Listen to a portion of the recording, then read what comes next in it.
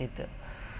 Maka ayat Al-Qur'an itu dari 6.600 sekian ayat itu, ayat muhkamnya hanya 200, sedangkan yang 6.200 itu adalah ayat mutasyabih. Nah, kenapa bisa begitu? Nah, Syahrur itu membagi Alkitab yang diturunkan kepada Nabi dan Rasul, yang dalam hal ini kita fokus pada kitabnya Nabi Muhammad. Kitab itu dibagi menjadi dua karena ada dua fungsi. Muhammad itu membawa dua fungsi. Fungsi yang pertama adalah fungsi nubuah, fungsi kenabian, dan fungsi yang kedua adalah fungsi kerasulan. Nah, fungsi kenabian itu membawa ayat mutasyabih. Fungsi kerasulan membawa ayat risalah atau ayat muhkamat. Ya, maka ayat muhkamat itu ada di sini sebagai risalah. Ayat muhkamat ini berisi tentang ayat-ayat yang bisa dinalar, bisa bisa diambil istimbat, bisa disimpulkan, bisa diambil sebagai dasar hukum. Ya ayyuhalladzina amanu dzkurullah, ya ayyuhalladzina amanu kutiba alaikumusiyam walillahi 'alan nasi hijjul baiti man istata'a ilaihi sabila, ya ayyuhalladzina amanu idza tadayantum bidainin faktubu. Itu semuanya adalah ayat-ayat muhkamat, ayat-ayat yang bisa dijadikan sebagai pegangan hukum.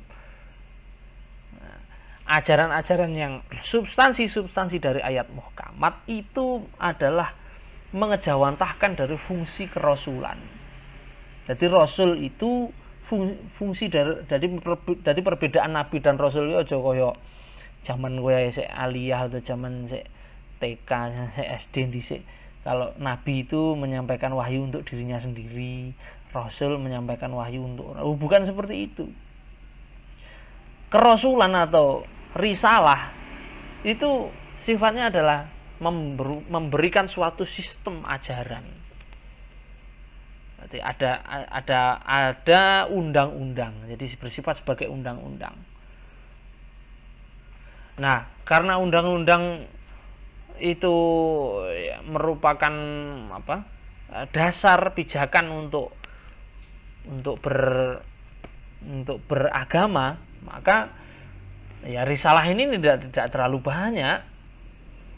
Dan kemudian yang kenabian, kalau kita bergeser ke bagian selanjutnya yaitu kenabian. Nah, kenabian ini membawa hal yang sangat luas, membawa dimensi yang lebih luas daripada sekedar kerasulan. Kalau kerasulan itu hanya memuat tentang perundang-undangan, konun lah, al-konun al-asasi, jadi undang-undang dasarnya itu ada di risalah itu.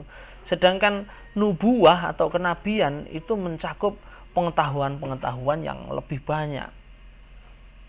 Jadi pokok-pokok syariat itu ada di ayat-ayat muhkamat atau ayat-ayat kerasulan. Lah ayat-ayat kenabian, nah itu mengandung ini. Ada ayat mutasyabihat dan ada ayat yang tidak muhkamat dan juga tidak mutasyabihat. Ayat yang mutasyabihat ini nanti dibagi menjadi dua. Ada Al-Qur'anul Azim, ada As-Sab'ul Masani. Nah, ini di dalam kitabnya Syahrur ini, nah nanti ada Sab'ul Masani, ada Al-Qur'anul Azim. Gitu. As-Sab'ul Masani ini maknanya adalah sebagai ahsanal hadis atau sebaik-baik perkataan. Gitu. Yang Al-Qur'anul Azim itu adalah al-ayat al-bayyinat.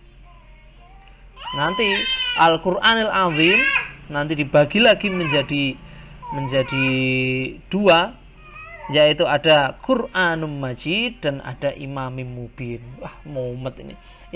Ini tidak bisa saya sampaikan secara detail. Kalau ingin detail, nanti kamu bisa menonton tautan video dari teman saya, teman dosen juga di IAIN, nanti kalian bisa mengklik itu untuk menyimak penjelasan yang lebih lanjut mengenai ini, pembagian-pembagian ini.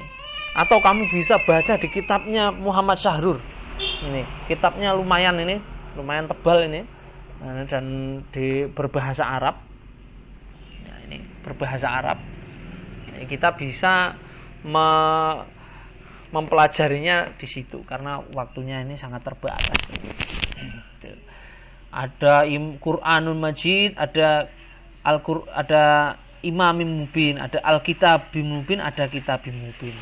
Wah, banyak sekali. Nanti termasuk hukum-hukum alam yang tetap itu nanti masuk pada Quran Mubin. Nanti hukum-hukum alam yang bisa dimanipulasi, yang bisa diubah, nanti itu masuk Al-Quranul Azim. Nah, seru sekali. Nanti silahkan ditonton sendiri. Nah, saya kira itu perkuliahannya untuk pertemuan yang ketiga.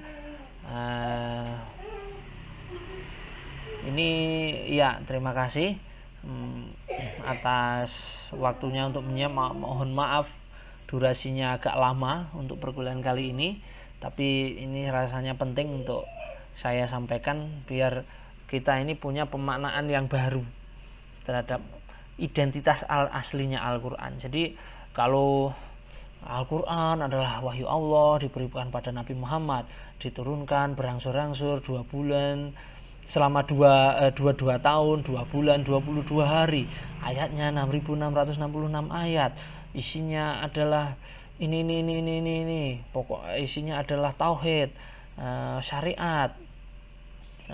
Kalau begitu itu pelajaran zaman SMA itu kalau hanya memahaminya begitu, kalau kamu dikasih pertanyaan, lah kalau begitu Al-Quran itu qadim atau tidak? Ya qadim. Nah, kalau Al-Quran itu qadim, terus Bismillahirrahmanirrahim itu berarti ya qadim. Ya qadim. Nah, berarti di sana di Lauhul Mahfuz sana itu Bismillahirrahmanirrahim itu ya begitu, itu qadim begitu. Jadi kalam Allah itu, Allah kalamnya ya Bismillahirrahmanirrahim. Lah bingung awak mulai istiqomahnya. Oh enggak, itu kan kalamnya manusia. Nah berarti kamu mau bilang Bismillahirrahmanirrahim itu kalam manusia, tambah mumet. Tapi kalau kita perinci dalam pengertian tadi, ada kalamullah, ada wahyu, ada mushaf, ada adzikr. Nah, maka nanti kita bisa mengidentifikasi dengan jelas itu. Jadi innahu laqur'anun karim fi kitabim maknun bal huwa Qur'anun majid fi lauhim mahfud. Quran yang ada di Lauhul Mahfud itu maksudnya adalah bukan Quran ini. Bukan Quran ini namanya mushaf. Ini namanya mushaf. Yang ada di Lauhul Mahfud itu namanya adalah kalam Allah. Tapi didefinisikan sebagai Al-Quran. Itu. Ada pertanyaan-pertanyaan atau kegelisahan-kegelisahan nanti bisa japri ke saya ya. Bisa disampaikan lewat japri atau bisa di forum e-learning, ada forum untuk diskusi, nanti bisa disampaikan di sana. Baik, terima kasih. Perkuliahan kali ini ada kurang lebihnya mohon maaf.